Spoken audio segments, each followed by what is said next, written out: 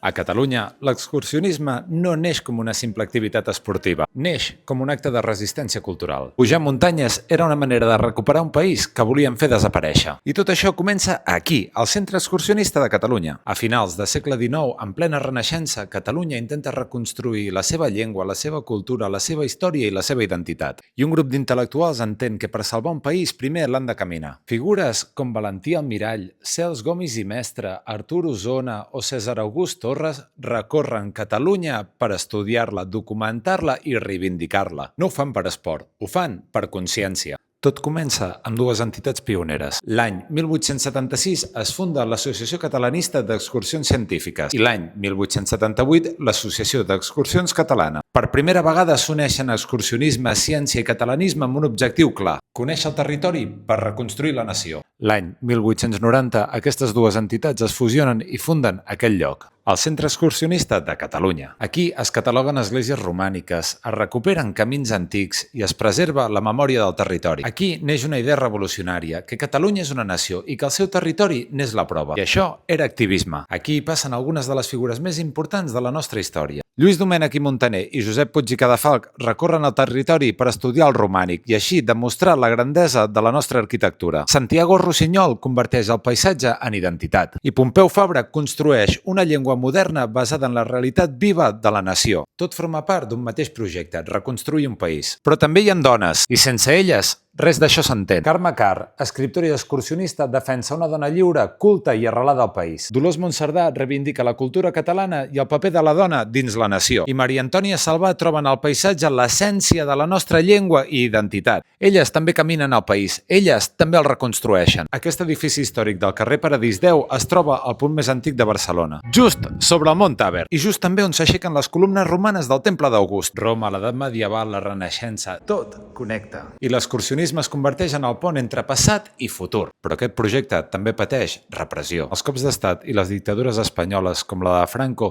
el català és prohibit, el catalanisme és perseguit i les entitats són controlades i depurades. El Centre Excursionista de Catalunya sobreviu. I l'excursionisme es converteix en una forma de resistència cultural silenciosa. Caminar el país era i és mantenir-lo viu. L'excursionisme català no és només pujar muntanyes. És cultura, és memòria, és identitat. És la manera com generacions senceres van reconstruir Catalunya pas a pas. I molts avui encara no ho saben o no en són conscients, però el SEC ho manté viu i actiu. Comparteix aquest vídeo perquè tothom entengui que a Catalunya el muntanyisme no és només esport. És història, és cultura i és país.